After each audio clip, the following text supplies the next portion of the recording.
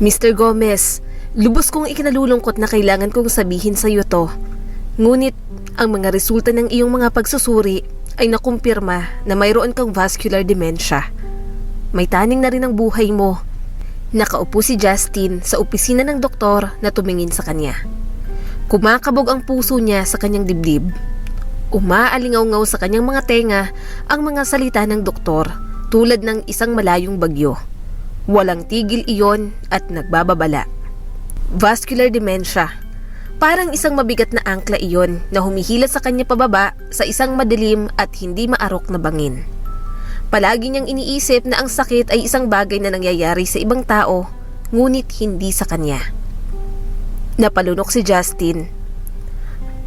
Ano po ba? Hindi ko po maintindihan, Dok. Sanhi ng pagbawas ng daloy ng dugo sa utak ang vascular dementia na pumipinsala at kalaunan ay pumapatay sa mga selula ng utak.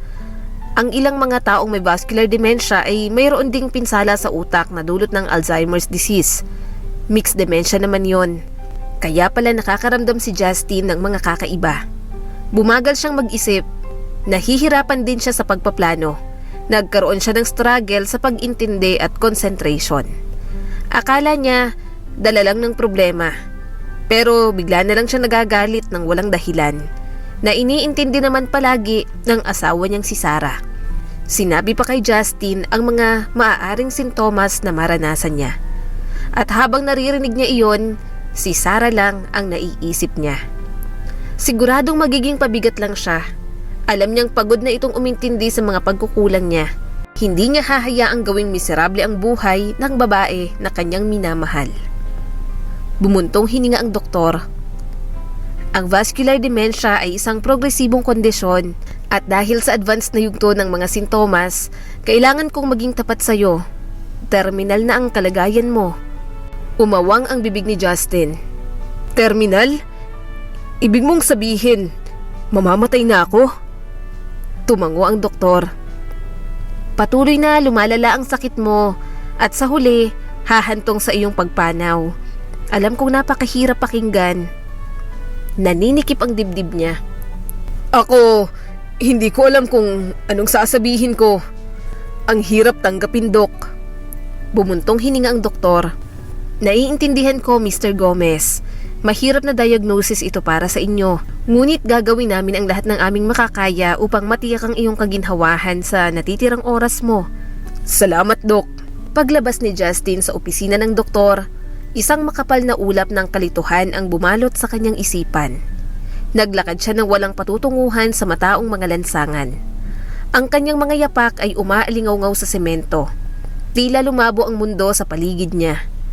Pakiramdam niya ay nawala siya. Naanod sa dagat ng kawalan ng katiyakan at takot. Vascular dementia. Ang mga salita ay tila banyaga at dayuhan. Pero sisira sa buhay niya. Ayaw niyang dumating ang panahong makalimutan niya ang lahat. Na maging ang asawa niya ay hindi niya na mabanaag sa balintataw niya. Palaging ipinagmamalaki ni Justin ang kanyang sarili sa kanyang matalas na isip at mabilis na talino. Ngunit parang lahat ng iyon ay dumudulas. Parang mga butil ng buhangin na dumudulas sa kanyang mga daliri. Sa gitna ng kawalan, tumunog ang cellphone ni Justin. Nang tingnan niya ito, si Sarah ang tumatawag, ang kanyang asawa. Bahagyang gumaan ang kalooban niya. Sarah, love. Sagot niya rito. Love, nasan ka na? Sabi mo, susunduin mo ko rito sa bahay ni na mama at papa. Sabi nito sa kanya. Ha? Hindi alam ni Justin ang isasagot niya. Tiningnan niyang paligid ang mga signage. Sa kanya lang naalalang dala niya ang sasakyan niya. Justin! Justin! Hello! Nawala ka na. Umawang ang bibig niya. Sige, love. Susunduin kita dyan. Hintayin mo, ha? Sige. May bahid ng ngiti ang boses nito. Nang ibaba ang tawag, parang nadurog ang puso niya. Masama ang loob na bumalik siya sa ospital kung saan nakapark ang kanyang sasakyan. Ayaw niyang malaman ni Sarah ang kanyang kondisyon. Siguradong malulungkot ang asawa niya. Mas gusto niyang gugulin ang mga natitirang oras niya kay Sarah. Habang malakas pa siya, gagawa siya ng mga bagay na mapapakinabangan ng asawa niya kapag wala na siya. Sisiguraduhin niyang nasa mabuting kalagayan ito bago niya iwanan ang mundo. Ilang sandali pa, nakarating si Justin sa bahay ng mga magulang ni Sarah. Mabigat ang loob niya, pero mas lalong naging mabigat iyon nang marinig niya ang pag-uusap ng mga ito. Sinubukan namin ni Justin na magkaroon ng baby pero hindi po talaga kaya. Malungkot na saad ni Sarah sa magulang nito. Halatang inis sa mukha ng father-in-law niya. Anong ibig mong sabihin na hindi gumagana? 5 taon na kayong kasal. Dapat nakabuo na kayo. Alam ko, Papa. Pero si Justin, hindi niya kaya.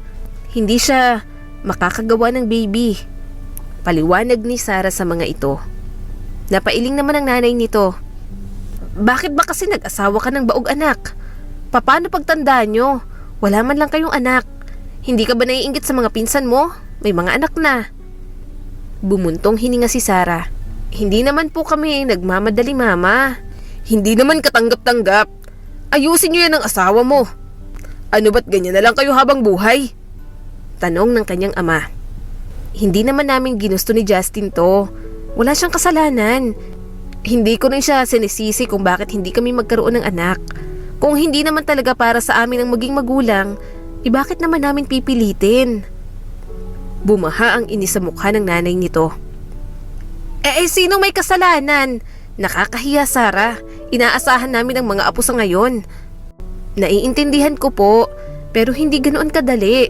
Nag-e-explore kami ng iba pang mga opsyon, tulad ng mag-ampon po. Mag-aalaga kayo ng hindi nyo kadugo? Iiwan kayo niyan kapag tumanda na. Hindi magandang ideya yan, anak. Pagtutol ng ama nito. Sorry po kung hindi ito ang gusto nyo, pero ginagawa namin ni Justin ang lahat. Kahit suporta nyo na lang po. Huwag nyo po kaming husgahan, lalo ng asawa ko. Mahirap din naman ito para sa kanya. Alam kong nasasaktan din siyang hindi namin kayang magkaroon ng anak. Malungkot na sabi ni Sarah. Huminga ng malalim ang nanay nito. Gusto lang namin kung ano ang makakabuti sa iyo, Sarah. Tumango naman ito. Alam ko po, Mama, at pinahahalagahan namin yon. Ngunit ang pinakamabuti para sa amin ngayon ay ang pag-unawa ninyo at ang pagtanggap. Hindi muna nagpakita si Justin. Bumalik siya sa sasakyan niya. Doon ay binuhos niyang frustration at galit na kanyang nararamdaman. Bumuhos ang mga luha niya. Hindi niya na kayang pigilan ang mga hikbi niya. Baog siya at hindi niya mabigyan ng anak si Sarah. Mamamatay pa siya. Wala na nga siyang silbi sa asawa niya, iiwan niya pa ito ng mag-isa. Kung alam niya lamang sana na siya ay baog at magkakaroon ng nakamamatay na sakit, hindi niya na sana pinakasalan si Sarah. At least, makakahanap ito ng mas mabuti at mas may pakinabang na lalaki. Hindi makukulong sa kanyang asawa niya. Nang kumalma, muli siyang bumaba. Hindi ipapakita ni Justin na naaapektuhan siya sa lahat. Kailangan niyang maging matatag sa mga natitirang oras niya sa mundo. Kailangan niyang tiyaking magiging maayos si Sarah kapag nawala na siya. Mahal, oras na para umalis. Umuwi na tayo. Marahan niyang sabi sa asawa. Gumuhit ang ngiti sa mga labi ni Sarah. Okay, Justin, bigyan mo lang ako ng sandali para magpaalam sa mga magulang ko. Tumango naman siya. Sige, sasamahan na kita. Ma, Pa, nandito na pong asawa ko. Aalis na po kami. Imporma nito sa mga magulang. Tumango ang nanay nito. Mag-iingat ka, Sarah.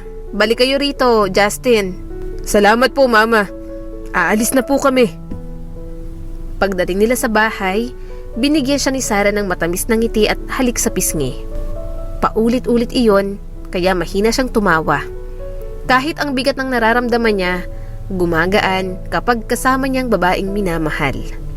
Gayunpaman, pilit na ngiti ang iginanti ni Justin. Sa loob-loob niya ay kumirot ang kanyang puso sa bigat ng kanyang sikreto. Hindi niya kayang sabihin kay Sarah ang tungkol sa kanyang diagnosis. Natatakot siyang makita ang pag-aalala at takot sa mga mata nito.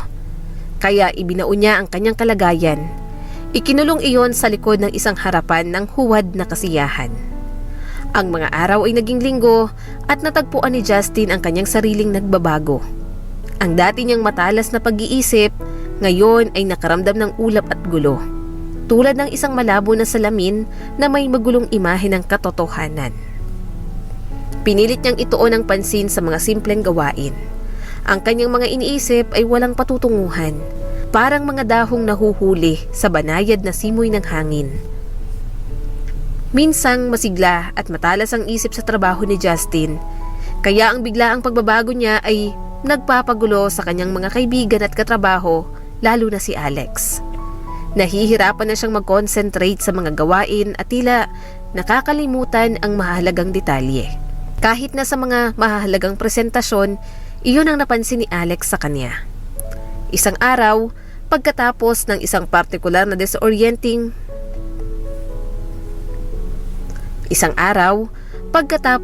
partikular na meeting sandali sa opisina, kinausap siya ni Alex. Ipinagtapat niyang na-diagnose siya ng vascular dementia.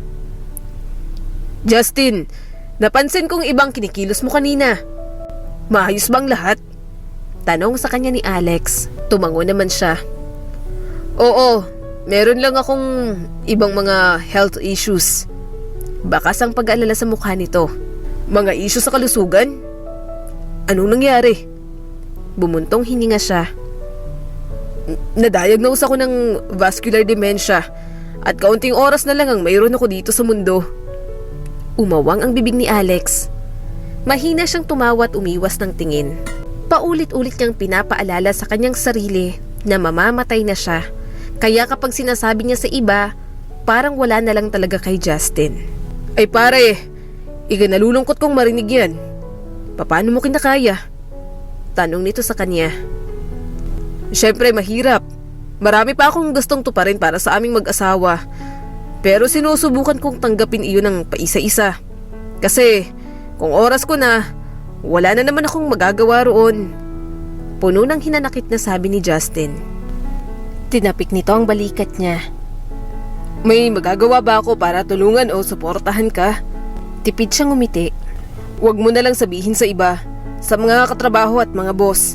Baka tanggalin nila ako kapag nalaman nilang may sakit ako. Kailangan ko pang kumita para kahit papano may maiwan akong ipon sa asawa ko pag wala na ako. Namuo ang mga luha sa mga mata ni Alex. Parang ewan ka naman kung sabihin mo yung sakit mo parang simpleng ubot-sipon lang. Siyempre Justin, alam mong nandito lang ako para sa'yo. Kahit anong mangyari, dadamayan kita. Nakakabigla ka. Napangiti si Justin.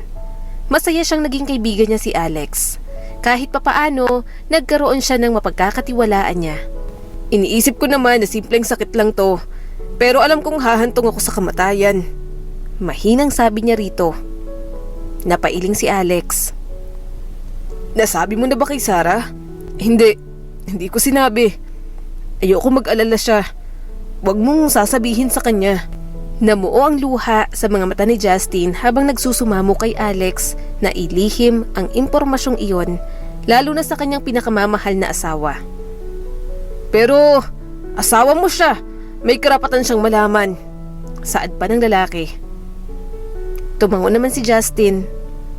Alam ko, pero ayokong ma-stress pa siya o mabigatan sa pag-aalaga sa akin. May sarili siyang buhay, sariling pangarap. Ayoko namang pigilan siya. Justin, mahal ka niya. Gusto niyang nandyan para sa'yo. Ano man ang mangyari, asawa mo yun eh. Parang may bumara sa lalamunan niya. Alam ko, pero hindi ko kayang sabihin sa kanya. Ang dami kong pagkukulang sa kanya. Lagi ko na lang siyang nasasaktan at kapag nalaman niyang iiwan ko siya, mas lalong masasaktan ang asawa ko. Naiintindihan ko, pero hindi ito kayang pagdaanan ng mag-isa. Kailangan mong kausapin si Sarah at hayaang damayan ka, Justin. Alam niya na nakaramdam si Alex ng bigat sa dibdib nito. Simula nang malaman ng kanyang kondisyon, nangako ito sa kanyang tutuparin ang hiling niya at susuportahan siya sa anumang posibleng paraan. Sa paglipas ng mga araw, binantayan siya ni Alex ng may bagong pag-unawa at pakikiramay. Tinutulungan siya nito sa kanyang pang-araw-araw na trabaho, hindi rin ito ibinubunyag ang kanyang sikreto. Sa pamamagitan ng kanilang pagkakaibigan at pagtitiwala, Naging tahimik na tagapag-alaga ni Justin si Alex. Nakatayo ito sa tabi niya habang hinaharap niya ang walang humpay na agos ng kanyang kalagayan. At ni minsan, hindi ito nagtaksil sa pangakong binitiwan nito noong araw na iyon sa opisina. Nakaupo si Justin sa harap ng kanyang laptop. Nakatutok ang mga mata sa kumikislap na mga chart ng stock market. Madilim ang ilaw sa kwarto.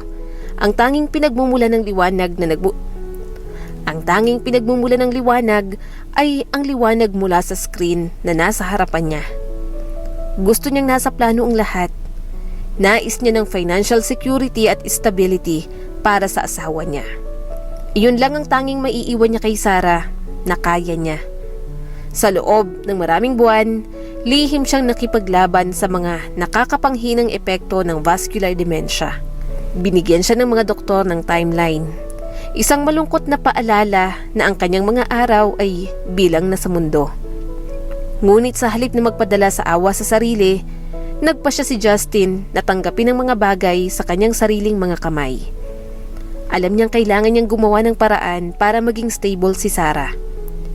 Habang pinag-aaralan niya ang mga uso sa merkado, ang isipan ni Justin ay lumilipad sa mga alaala ng kanilang buhay ng magkasama. Naaalala niya ang unang boses na nakilala niya si Sarah. Ang mainit ng ngiti nito ang nagbibigay liwanag sa silid. Magmula noon, hindi sila mapaghihiwalay. Nagbabahagi sila sa isa't isa ng mga pangarap ng isang masaya at masaganang kinabukasan. Ngunit ngayon, ang mga pangarap na iyon ay nanganganib na mawala. Sa nanginginig na kamay, naklik ni Justin ang buy button na nag-invest ng malaking halaga ng kanilang mga ipon sa maingat na piniling mga stock. Inaasahan niya na ang kanyang pananaliksik at instinct ay magbunga, na ang mga dibidendo ay magbibigay kay Sarah ng seguridad na nararapat para dito. Ngunit sa kaibuturan ng puso niya, alam niyang nauubos na ang kanyang oras. Ang mga anino ng kanyang nalalapit na kapalaran ay nagbabadya sa kanya na parang madilim na ulap. Naputol siya sa pag-iisip nang biglang kumandong sa kanya si Sarah. Napaatras tuloy ang kinauupuan niya. Mahina siyang tumawa nang sumubsob ito sa kanyang leeg. Isa iyon sa mga bagay na mamimiss niya rito. Bago pa lang sila bilang mag-asawa. 5 taon pa lang silang nagsasama, kaya puno pa ng saya. Magkakasawaan din kapag matagal na. Pero duda siya roon. Hindi yata siya magsasawa sa paglalambing palagi ni Sarah sa kanya. Bakit gising pang mahal kong asawa? Mahinang tanong niya at hinalikan ito sa tenga. Tumunghay ito. Ano bang ginagawa mo? Nagising akong wala ka sa tabi ko. Akala ko tapos ng trabaho mo, love. Sarah, naaalala mo ba yung naging usapan natin tungkol sa pag-invest sa stock market? Balambing niyang tanong dito. Tumango naman ito. Siyempre naaalala ko, pero naisip ko na hindi pa ito ang tamang oras para sa atin. Hindi naman din natin masyadong kailangan. Huminga si Justin ng malalim. Well, madalas ko itong pinag-iisipan. Kamakailan at sa palagay ko, magandang ideya na magsimula tayong mag-invest ngayon. Tipid na ngumiti si Sarah. Talaga? Ano ang nagbabago sa isip mo? Gusto ko lang masigurado na may source ka ng passive income kung sakaling may mangyari sa akin. Marahan niyang sabi. Kumunot naman ang noon nito. Anong ibig mong sabihin? Humigpit ang yakap niya sa asawa. Inaayos ang pagkakaupo sa kanya. Gusto kong mag-invest sa stock market. Para kung pumanaw ako, magkakaroon ka ng tuloy-tuloy na daloy ng kita. Tuluyang humarap ang asawa niya sa kanya. Anong sinasabi mo? Anong mamamatay? Huwag mo ngang sabihin yan. Ang advance mo namang mag-isip. Marami pa tayong gagawin sa mundo ng magkasama. Napabuntong hininga si Justin. Ayokong mag-alala ka. Yun lang. Sorry. Gusto ko lang na secured ka kahit anong mangyari. Hindi kita mabigyan ng anak, kaya ito na lang ang pinakamabuting bagay na magagawa ko sa'yo. Sinapo ni Sarah ang mukha ni Justin at tinitigan itong mabuti. Napag-usapan na natin to, diba? Please, wag mong gawing insecurity ang hindi natin pagkakaroon ng anak. Kahit nalaman ko yan, magpapakasal pa rin ako sa'yo. Mahal kita eh. Oo, gusto ko rin namang magkaanak pero okay lang din naman sa akin na tayong dalawa lang. Masaya na ako ron. Isa pa, naiintindihan ko kung saan ka nanggagaling. Pero mahal, para sa akin walang kulang sa'yo. Sapat ka sa akin. Sobra pa nga. Ang swerte ko kaya sa'yo. Ang hirap makahanap ng lalaking katulad mo. Yung iba mga manloloko. Pero ikaw, ramdam kong mahal na mahal mo pa rin ako. Marahan siyang pumikit. Nanginginig ang mga labi. Mahal na mahal kita, Sarah. Gagawin ko lahat para sa'yo. Gumuhit ang ngiti sa mga labi nito. Mahal din kita. Nasa isang relasyon tayo. Mag-asawa tayo. Ayaw kong may mararamdaman kang insecurity habang mahal mo ako. Kasi kung hindi ka secured sa nararamdaman mo, pakiramdam ko hindi ako nakakabuti sa'yo. Marahan siyang hinalikan ng asawa niya. Binuhat niya ito at dinala sa kama. Tumulo ang mga luha ni Justin. Nag-uumapaw sa pinaghalong saya at lungkot ang puso niya. Bawat sandaling nakakasama, nakikita at nahahawakan niya si Sarah, parang iyon na lang palagi ang huli.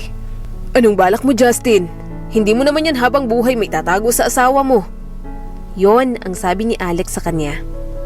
Nasa rooftop sila ng building. Gabi na at katatapos lang nila pareho sa trabaho.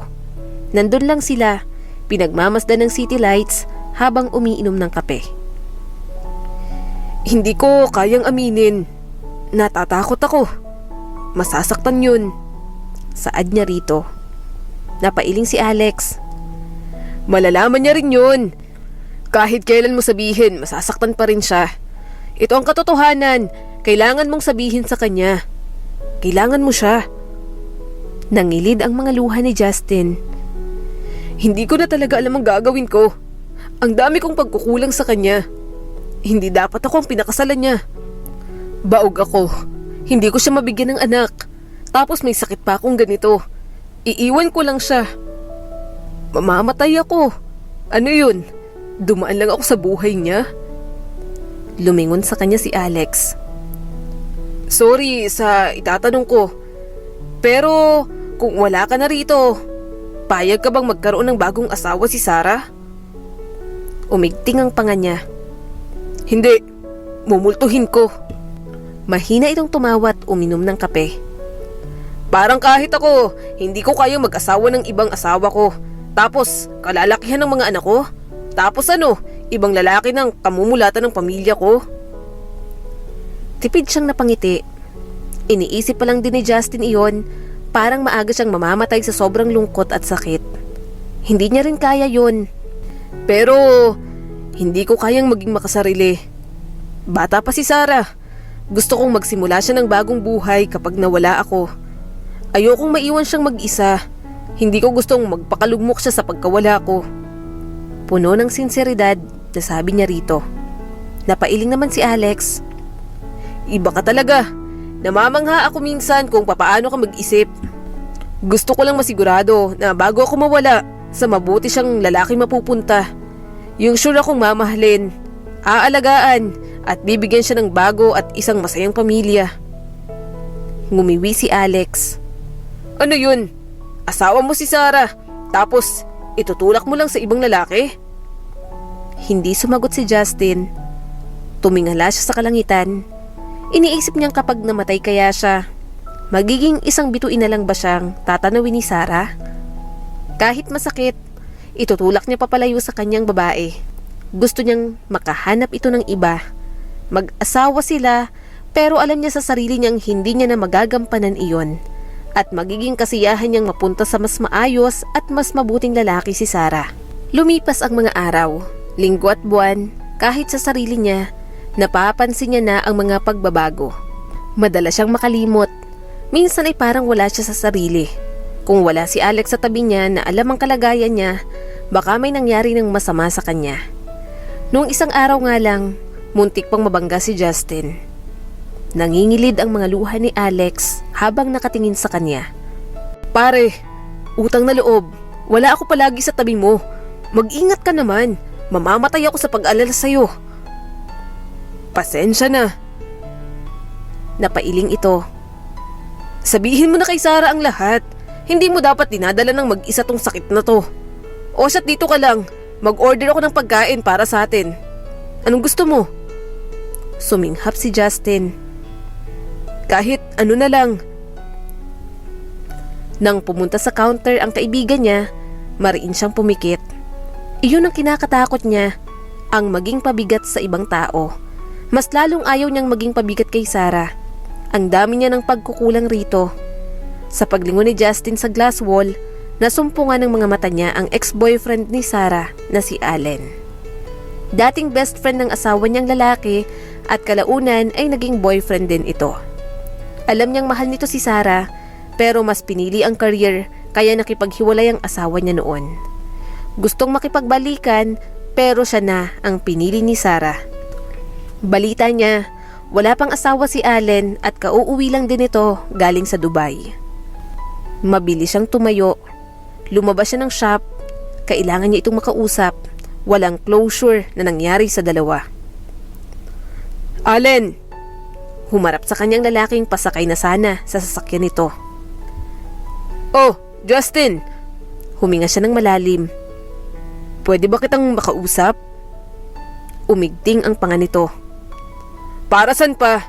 Pagkatapos mong agawin sa akin si Sarah? Parang may sumuntok sa dibdib niya. Nakikiusap ako sa'yo. Gusto kitang makausap tungkol kay Sarah. Kumunot ang noo nito. Bahala ka nga sa buhay mo. May sakit ako. Malapit na akong mamatay, Allen. Pag-amin niya rito. Gulat na napalingon sa kanyang lalaki. Anong sabi mo? Kaya gusto kitang makausap. Please, pakinggan mo lang ako. Alam kong mahal mo pa rin ang asawa ko. Hindi ka magagalit ng ganito kung hindi. Umigting na naman ang panga nito. 5 taon na ang lumipas at oo, tama ka. Mahal ko pa rin si Sarah.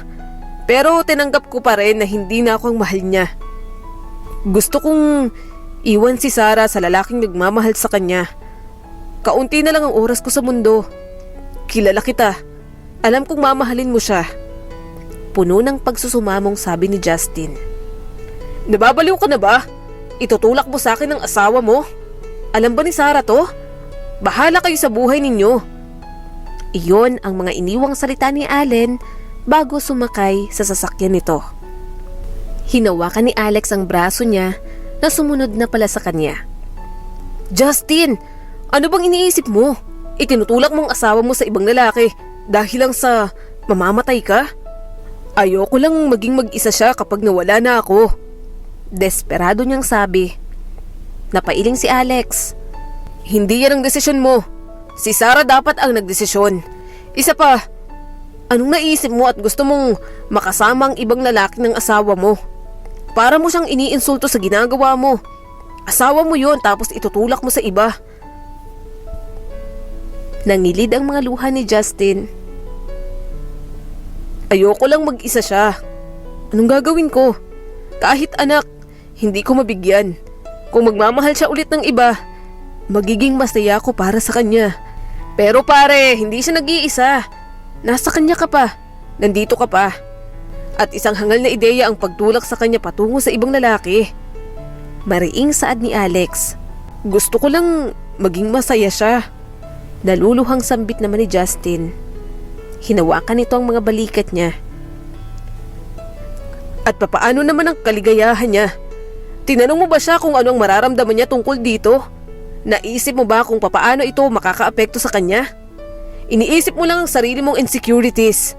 Mahal ka ng asawa mo. At sigurado akong mas gugustuhin niyang gugulin ang bawat sandaling natitira sa'yo.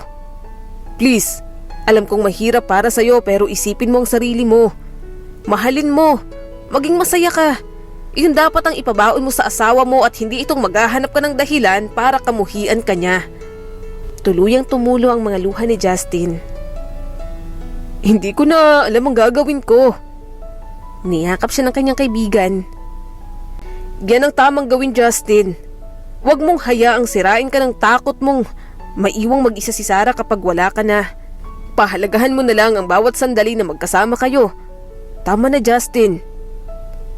Alam niyang mahal na mahal siya ng asawa niya. Gayunpaman, habang lumalala ang kanyang pakiramdam, mas nahuhumaling si Justin sa paghaharap ng Gayunpaman, habang lumalala ang kanyang karamdaman, mas nahuhumaling si Justin sa paghahanap ng angkop na kapalit para sa kanyang sarili.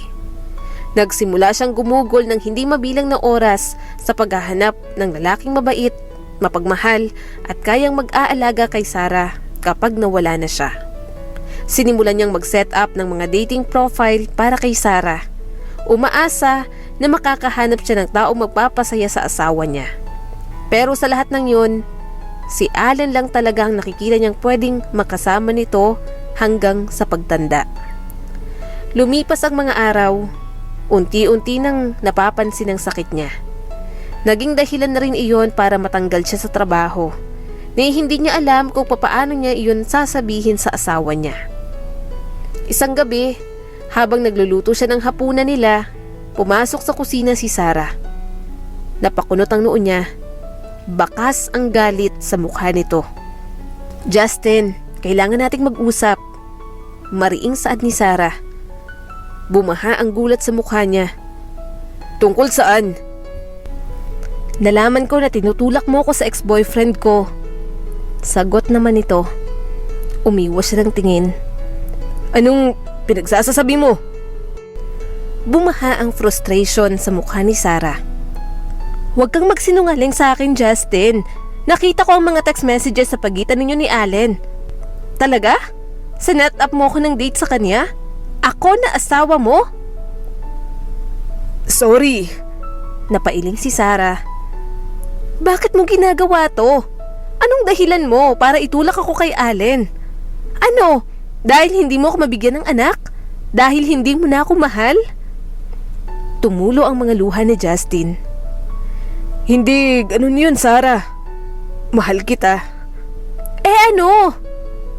Bumuhos ang mga luha ng asawa niya. "Bakit mo ginagawa sa akin to? Sinira mo ang tiwala ko. Paano kita mapagkakatiwalaan kung nakikipag-usap ka sa ex ko ng palihim? Tapos, malalaman-laman kung pinapamigay mo ko?" Marahan niyang hinawakan ng kamay nito. I'm sorry, Sarah. Hindi ko sinasadyang saktan ka. Gusto ko lang masiguradong magiging okay ka. Okay? Okay na okay ako. Ano ba, Justin? Naiinis na tanong nito sa kanya. Mamamatay na ako. Sigaw niya rito. Natigilan si Sarah. Napayuko si Justin at malakas na umiyak. Nanginginig ang mga balikat niya. Iyon ang ayaw niyang mangyari. Takot na takot siya sa magiging reaksyon nito. Naiintindihan mo ba? Mamamatay ako. Kaunti na lang ang oras ko rito. May vascular dementia ako. Magiging pabigat ako sa'yo. Makakalimutan kita kapag sinumpong ako. Hindi kita maaalala at masasaktan lang kita. Kaya madalas ako may mood swings. Madaling uminit ang ulo ko sa'yo. Madalas akong hindi makatulog. Dahil yun sa sakit ko. Kaya ngayon pa lang, habang maaga pa, tinutulak na kita sa iba. Dahil ayokong mahirapan ka sa akin. Napaluhod si Justin. Sukong-suko na siya sa sitwasyon. Ayokong sayangin ang buhay mo sa akin, Sarah. Hindi na nga kita nabigyan ng masayang pamilya tapos pahihirapan pa kita ng ganito. Hindi ko kaya yun. Mas gugustuhin ko pang makita kang masaya sa piling ng iba kaysa makita kang nahihirapan ng dahil sa akin. Lumuhod din si Sarah at mahigpit siyang niyakap. Malakas din ang pag-iyak nito. Mas lalo tuloy nadudurog ang puso niya. Justin! Bakit hindi mo sinabi sa akin? Harapin natin to ng magkasama. Asawa mo ko. Garalgal ang boses na sabi nito. Gumanti siya ng yakap sa babae. Gusto kitang protektahan mula sa sakit ko. Umiling si Sarah. Pero, tinutulak mo ko sa ex-boyfriend ko. Hindi mo ko pinoprotektahan yan. Mas lalo mo lang akong nasasaktan. Ayoko ng iba, Justin. Gusto kita. Gusto kong gugulin ng anumang oras na natitira nating magkasama. Simula ngayon, sabay natin tong haharapin. Sulitin natin ang natitirang oras. Wala akong pakialam kahit mahirapan ako sa pag-aalaga sa'yo. Asawa kita. Nangako tayo, di ba? Hindi natin iiwan ang isa't isa sa hirap at ginhawa. Napailing si Justin. Pero, hindi ko na kayang tuparin sa'yo yun kapag nawala ako. Marahan itong pinunasan ang mga luha niya. Tama na. Huwag mo na akong itutulak kahit kanino. Asawa kita kaya ikaw lang ang mahal at mamahalin ko. Nagsimulang mapagtanto ni Justin na ang kanyang plano ay hindi lamang makasarili, kundi hindi rin patas kay Sarah. Naisip niyang sinarili niya ang lahat. Hindi niya binigyan ng pagkakataon ng asawa niyang damhin ang lahat ng sakit. Habang lumalala ang kondisyon ni Justin, nagsimula siyang mag-focus na sulitin ang oras na natitira kasamang mahal na asawa. Pinahahalagahan niya ang bawat sandali na magkasama sila at sinisigurado niyang ipakita dito kung gaano niya ito kamahal araw-araw. Nagsisimula rin siyang magbukas tungkol sa kanyang mga takot at kawalan ng kapanatagan. Sa huli, napagtanto ni Justin na ang pinakamagandang bagay na magagawa niya para kay Sarah ay ang magtiwala sa pagmamahal nito sa kanya. Habang nakahiga si Justin sa kama katabi ang asawa niya, isang takot ang umukit sa kanyang kaluluwa. Hindi pa rin maaalis ang takot sa kanyang maiwan ang kanyang pinakamamahal na asawa. Gusto kong makahanap ka ulit ng pag-ibig pagkatapos kong mawala. Bulong ni Justin. Puno ng lungkot ang boses. Nanlaki ang mga mata ni Sarah sa gulat. Nanginginig ang mga kamay habang nangingilid ang mga luha sa mga mata. Tama na. Hindi nga ako maghahanap ng iba. Ikaw lang ang mamahalin ko. Okay nang tumandang mag-isa. Deserve mong maging masaya, Sarah. Hindi ko kayang isipin na mag-isa ka kapag wala na ako. Kung kaya lang kitang bigyan ng anak. Patuloy ni Justin na may bahid ng emosyon ng boses. Justin, please. Malungkot na napangiti si Justin. Minsan, humihingi na lang ako ng himala sa Diyos na kung hindi ka man makatagpo ng bagong mamahalin, sana mabigyan kita ng anak. Imposible yun, di ba? Kaya naghihintay na lang ako ng himala. Niyakap siya nito. May tumulong luha sa mga mata niya. Kung magkakaroon tayo ng anak, anong ipapangalan mo? Napangiti naman si Sarah. Amari kung babae, kasi ibig sabihin, miracle of God. Kapag lalaki naman, Mateo. Para gift of God naman. Gusto ko yun, Sarah. Gustong gusto ko yun, tapos kamukhang kamukha mo. Malambing na sabi ni Justin. Alam niyang imposible, pero umaasa pa rin siya. Iyon na lang ang tanging hiling niya para kay Sarah. Kasi alam niyang kahit paulit-ulit na sabihin ng asawa niyang magiging maayos ito pagkawala niya, alam niyang hindi mangyayari yon. Iniangat ni Justin ang mukha ng asawa niya. Marahan niya itong hinalikan hanggang sa nag-alab pareho ang mga damdamin nila. Habang marahan niyang hinuhubad ang damit ng asawa, tumutulo ang mga luha niya. Gusto niyang sulitin ang bawat pagkakataon. Nais niyang maramdaman itong ito lang ang minahal, mahal at mamahalin niya hanggang sa kanyang huling hininga. Isang araw, hindi alam ni Justin kung bakit ang daming tumatakbo sa isip niya. Alam niya may gagawin siya pero hindi niya alam kung ano. Pakiramdam niya may hinihintay siya sa bahay na iyon. Natagalan ng taong hinihintay niya. Nag-aalala at nalilito. Napagpasyahan niyang lumabas at hanapin ang taong hindi niya naman maalala. Pagkatapos ng ilang oras ng paghahanap, may nakita siyang bench sa parke. Umupo siya roon. Marumi ang damit niya at walang tsinelas. Kanina pa siya naglalakad, ni hindi niya alam kung saan siya pupunta. Ilang sandali pa may nakita siyang babae. Kumunot ang noo niya. Hindi niya alam kung bakit umiiyak ito. Parang dinudurog ang puso ni Justin. Bakit ka umalis ng bahay? Diba, sabi ko sa bahay ka lang? Sobrang nag-aalala ako sa'yo. Hindi ko alam kung saan kita hahanapin. Tinawagan ko si Alex at ang mga magulang ko para magpatulong. Umiiyak na sigaw nito sa kanya. Huwag kang umiyak sa harap ko. Sino ka ba? Sinapo ni Justin ang dibdib niya. Huwag mo kong sigawan. Huwag kang umiiyak. Parang may nadudurog dito. Mas lalong lumala ang pag-iyak ng babaeng nasa harap niya. Tumulo na rin ang mga luha niya at sinapo ang mukha nito bago pinunasan ng mga luha. Tahan na.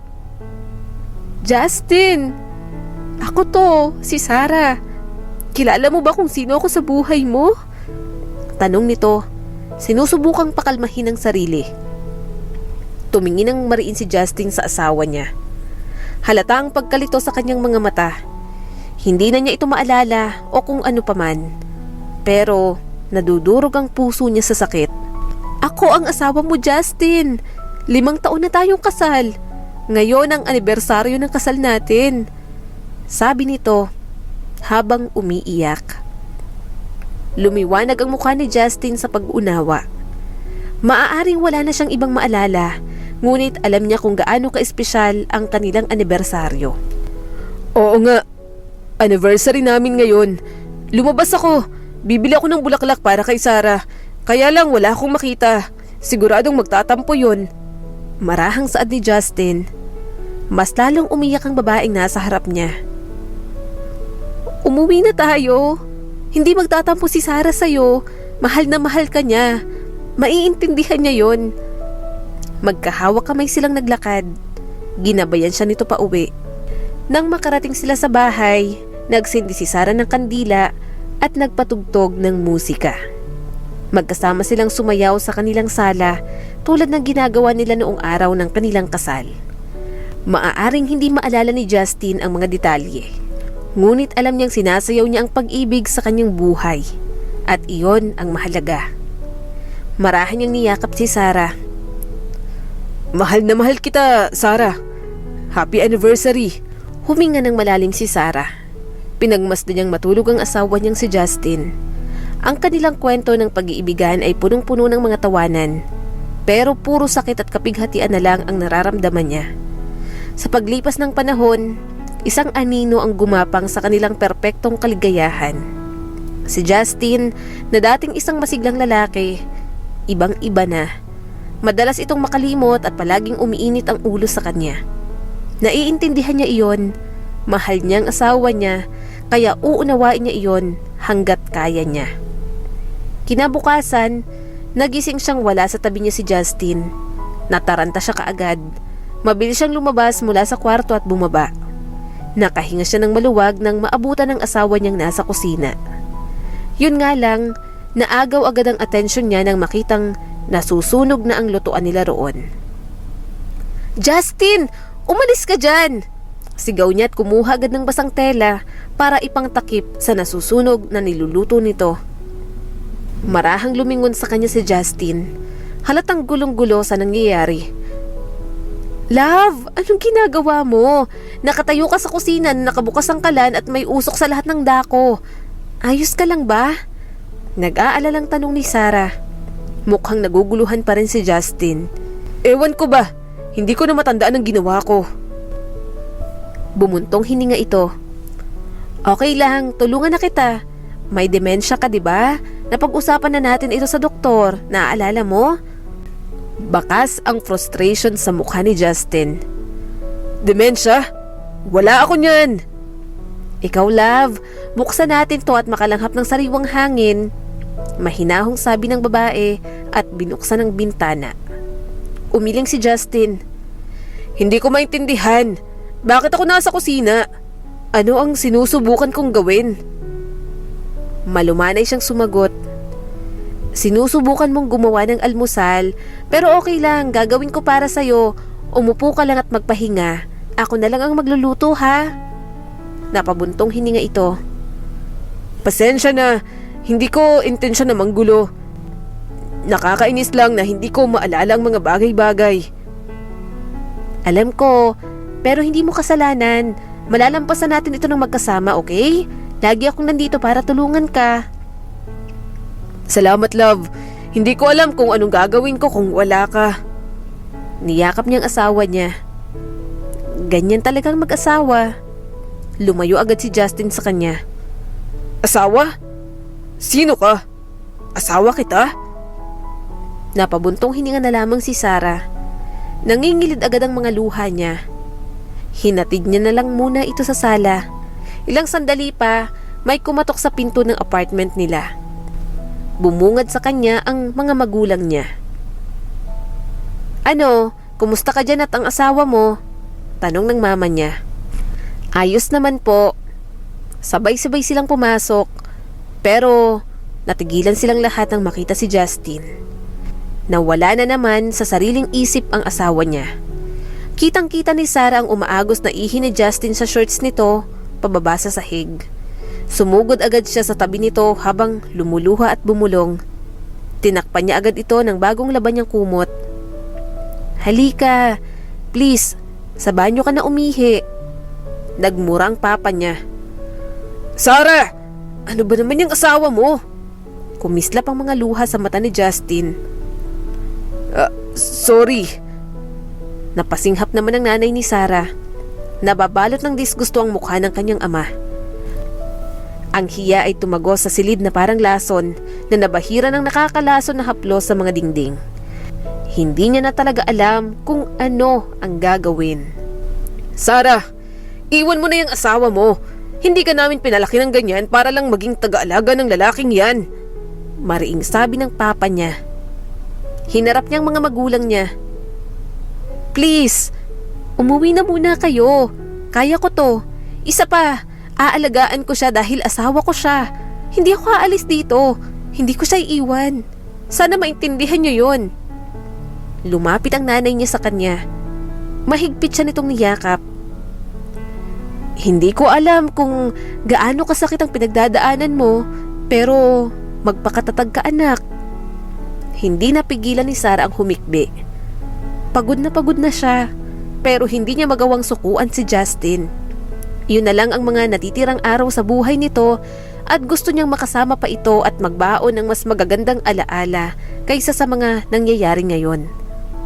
Dinala niyang asawa niya sa banyo para asikasuhin at bihisan. I'm sorry, love. Hindi ko naman sinasadyang umihi sa shorts ko. Mahinang sabi ni Justin. Tipid siyang umiti habang pinapaliguan ito. "Okay lang, Justin. Alam kong hindi mo sinasadya yun." Yumakap ito sa bewang niya. Pero hindi ko makontrol. Nahihiya ako. Iwan mo na ako. Tama na. Umalis ka na. Tumulo ang mga luha ni Sarah. "Hindi mo kasalanan, love. Bahagi lamang ito ng kalagayan mo. Nandito ako para tulungan kang malampasan ito, kaya bakit mo ko paaalisin?" Naiinis ako na nangyayari ito sa akin. Ayokong makita kang malungkot na ako ang dahilan. Humihikbing saad nito sa kanya. Hinaplos niya ang buhok nito. "Justin, pinakasalan kita, for better or for worse. Malalampasan natin ito ng magkasama. Pangako, wag mo na akong itaboy. Yan lang ang hiling ko sa'yo. Mahal kita kahit anong mangyari." Pinagpahinga niya na lang muna ang asawa niya. Siya nang kumilos sa bahay at nagluto na rin siya. Habang ang araw ay lumulubog, naghahagis ng mahabang anino sa silid, isang pakiramdam ng pagtanggap ang bumalot sa kanila tulad ng isang banayad na yakap. Sa katahimikan sa gabing iyon, niyakap niya ito ng mahigpit, bumubulong ng mga salita ng pag-ibig at katiyakan. At sa gayon, sa gitna ng kahirapan, ang kanilang buklod ay lumakas na nabuo sa apoy ng habag at pangunawa. Dahil sa huli, hindi ang kadiliman ng sakit nito ang nagbigay kahulugan sa kanilang kwento, kundi ang walang hanggang liwanag ng pag-ibig na nagniningning sa harap ng pinakamahirap na karanasan. Lumulubog ng araw na nagbibigay ng gininto ang kulay sa malawak na buhanging daan. Magkahawak kamay sina Justin at Sarah. Nagiiwan ang mga bakas ng mga yapak nila sa malalambot na butil habang tinatahak nila ang daan patungo sa gilid ng tubig dagat. Bumalot sa kanila ang ingay ng mga hampas ng alon. Isang nakapapawi na himig na tila nagpakalma sa bigat ng puso ni Sarah. Isang taon na mula nang masuri si Justin na may nakamamatay na sakit. Nakita ni Sarah ang isang walang humpay na puwersa na unti-unting nagpahina sa kanyang asawa. Ngunit sa halip na mawala ng pag-asa, gumawa siya ng isang desisyon. Ginugol niya ang panahon niya sa pagsama sa natitirang mga araw ni Justin. Gumawa siya ng mga alaala kasama ang lalaking minamahal niya. Habang nilalaro ng banayad na simoy ng hangin ang buhok ni Sarah, nakatingin siya kay Justin na may halong lungkot at determinasyon sa mga mata. Dumating sila sa dalampasigan, iyon ang kanilang ligtas na kanlungan. Nagpainit sila sa kagandahan ng kalikasan at ginhawa ng bawat isa bago ang hindi maiiwasang wakas. Natutuwa akong nandito tayo sa beach ngayon, Justin. Napakagandang araw nito para sa atin. Nakangiting sabi niya pa rito. Niyakap siya nito mula sa likuran. Ako rin, Sarah. Ang pagiging naririto sa piling mo, nararamdaman ang init ng araw at naririnig ang tunog ng mga alon.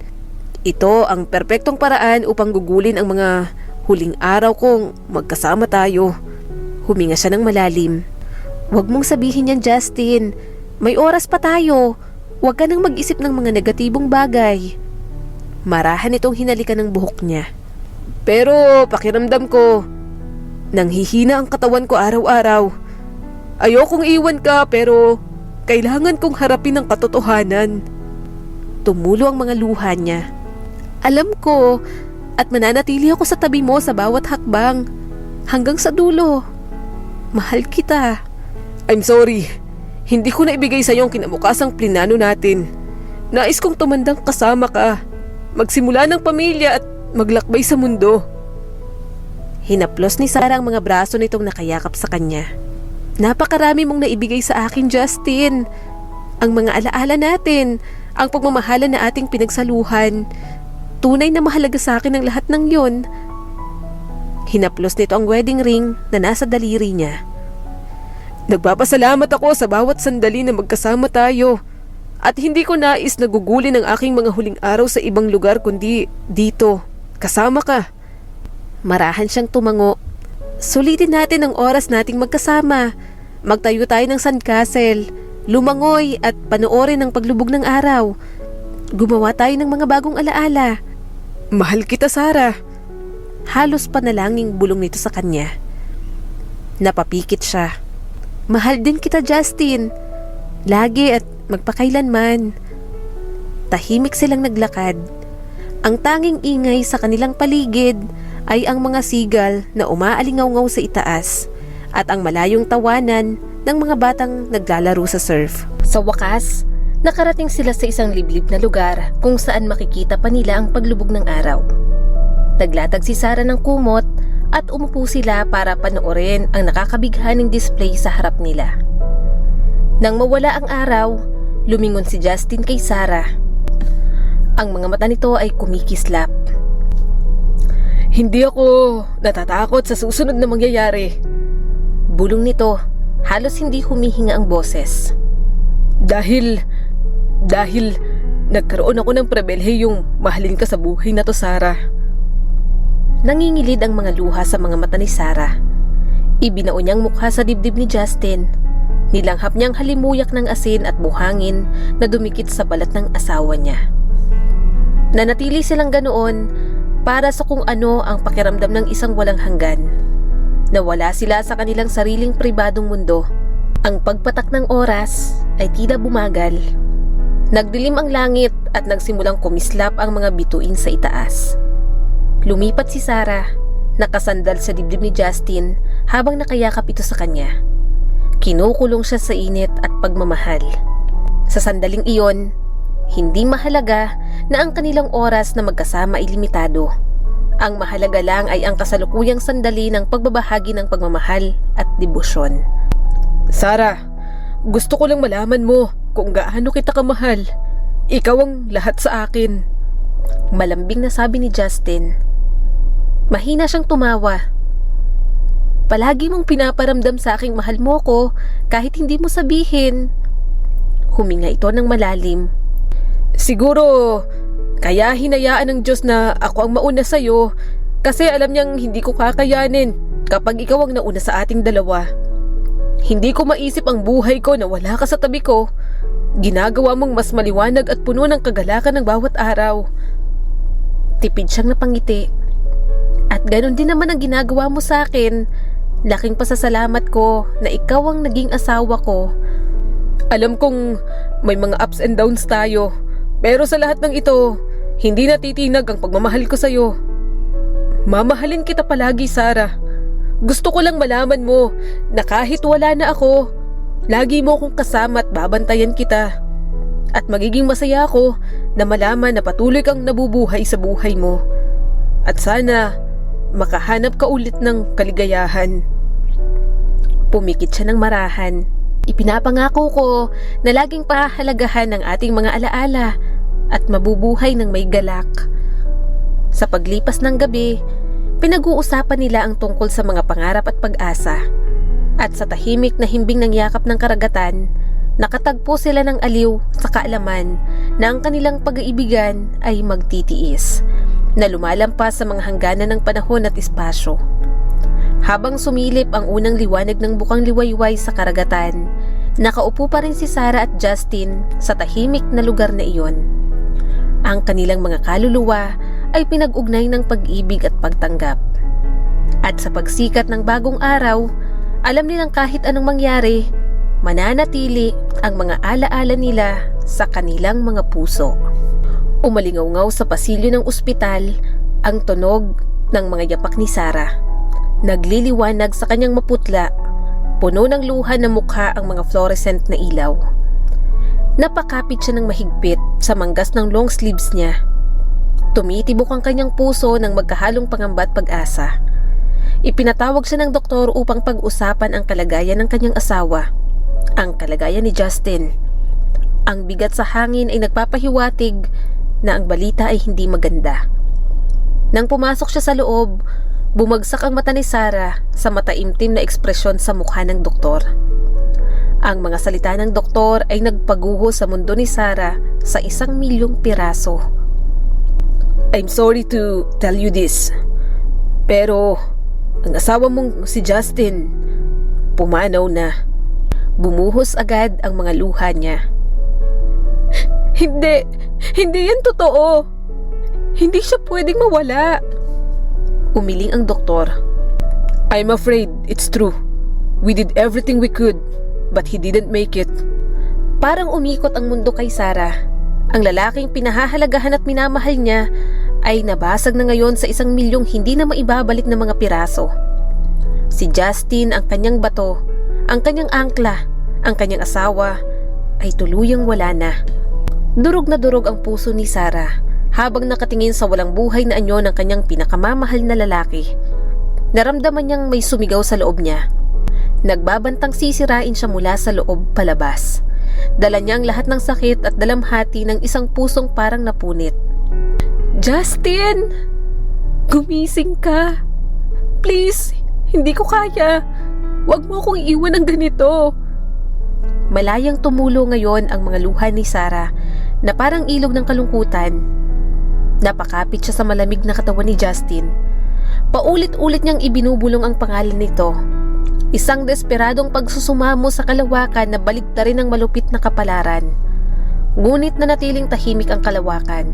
Walang pakialam sa kanyang pagdurusa. Sa sandaling iyon, pakiramdam ni Sarah ay hindi na siya magiging buo muli, na para bang isang bahagi niya ang namatay sa tabi ni Justin. Sa paglipas ng mga oras, ang pag-iyak ni Sarah ay mas lalong lumakas. Ang kanyang katawan ay binalot ng matinding kalungkutan na nagbanta na lulunukin siya ng buo.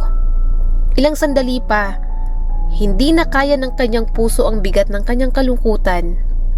Nagdilim ang mundo ni Sarah. Nang dahan-dahan niyang imulat ang kanyang mga mata, natagpuan niya ang kanyang sarili na nakahiga sa isang hospital bed. Nagmamadaling bumalik sa kanya ang mga kaganapan sa araw na yon. Ang kanyang paghihirap na pag-iyak at ang labis na pakiramdam ng pagkawala ni Justin. Ngunit pagkatapos, isang kurap ng hindi inaasahang bagay ang napukaw sa loob niya. Isang maliit na kislap ng pag-asa na tila sumasalungat sa lahat ng lohika. At habang nakahiga siya doon, isang bagong pagpapahayag ang bumungad sa kanya. Sa gitna ng dilim, sa gitna ng sakit Napagtanto ni Sarah na ang buhay ay may paraan ng pagsulong kahit nasa harap ng trahedya. Alam kong maaaring hindi ito ang pinakamagandang oras. Ngunit, buntis ka, Mrs. Gomez. Saad ng doktor sa kanya. Bumaha ang gulat sa mukha ni Sarah. Ano? Buntis ako? Nang tumango ang doktor, nakangiti siyang lumuha. Baby Justin, baby namin siya. May kapiraso akong hawak sa asawa ko. Natutuwa akong ang balitang ito ay makakapagbigay sa iyo ng kaginhawahan sa mahirap na panahong ito. Kakailanganin namin ng iba pang mga test para masiguro na healthy ang sanggol. Tumango siya kaagad. Salamat, Doc. Of course, take care of yourself and the baby. And don't worry, we have a nurse. Dahan-dahan niyang itinulak ang sarili sa pagkakaupo. Ang kanyang kamay ay likas na nakapatong sa kanyang patag na tiyan. At sa sandaling iyon, naramdaman ni Sarah ang isang alon ng isang bagay na hindi pamilyar sa kanya. May pakiramdam ng posibilidad ng mga bagong simula. Isang kislap ng determinasyon ang nagliliwanag sa kanyang mga mata. Salamat, Justin. Pangako, aalagaan ko ang anak natin. Magiging matatag ako para sa kanya. Bulong niya sa sarili. Sa sandaling iyon, alam ni Sarah na hindi na mauulit ang kanyang buhay. At habang hawak niya ang pagsubok sa kanyang mga kamay, napuno ang kanyang puso ng isang bagong tuklas na layunin. Makalipas ang 5 taon, Mami, tara na po! Bilisan na natin! Nagmamadaling kinuha ni Sarah ang mga gamit ni Amari. Natawa na lang siya nang maabutan niyang anak nila ni Justin sa sala. Nakapamewang ito at parang may nagawang masama. Kaugaling-kaugali ito ng asawa niya. Bakit? Bakit ka nagmamadali? Tanong niya kay Amari habang binubuksan ng sasakyan. Nanlaki ang mga mata ng anak niya. Mami, kailangan po nating bisitahin ang puntod ni Daddy bago magdilim. Baka masad po siya doon. Nang makarating sa sementeryo, hinayaan niya na lang si Amari na tumakbo, dala ang basket ng mga bulaklak. Napangiti siya nang inilapag ng bata ang mga bulaklak sa puntod ni Justin. Masaya itong nakipag-usap na para bang buhay pa rin ang ama nito. Punong-puno ng kagalakan ang puso ni Sarah. Masaya siya kahit silang dalawa lang ni Amari sa buhay. Nagtangkang manligaw sa kanya si Allen pero hindi niya tinanggap. Hindi niya man nakasama ng matagal si Justin, nag-iwan naman ito ng isang magandang alaala. Kamukha pa nito ang anak nila, kaya hindi niya makakalimutan ang mukha ng asawa niya. Pareho silang umasa ni Justin na hindi na magkakaroon ng anak noon. Ngunit naawa yata sa kanila ang Diyos. Tulad ng gusto ni Justin, pinagkalooban sila ng isang himala. At himala para kay Sarah ang pagdating ni Amari sa buhay niya. Ang kwentong ito ay nagpapaalala sa atin na sa kabila ng hirap at mga kabiguan sa buhay, laging sumisibol ang bagong pag-asa. Minsan, ang mga katagang iyon ang pinanghahawakan ng isang tao para mas magpatuloy pa sa buhay. Muli, ito po si Skylar Guro at sana muli na naman kayong may natutunan sa kwento natin ngayon. Maraming salamat sa patuloy na panonood sa aking munting channel. Kung nagustuhan mo ang videong ito ay huwag mo kalimutang mag-like and subscribe at pakipindot mo na rin ang notification bell para updated ka sa mga susunod nating video.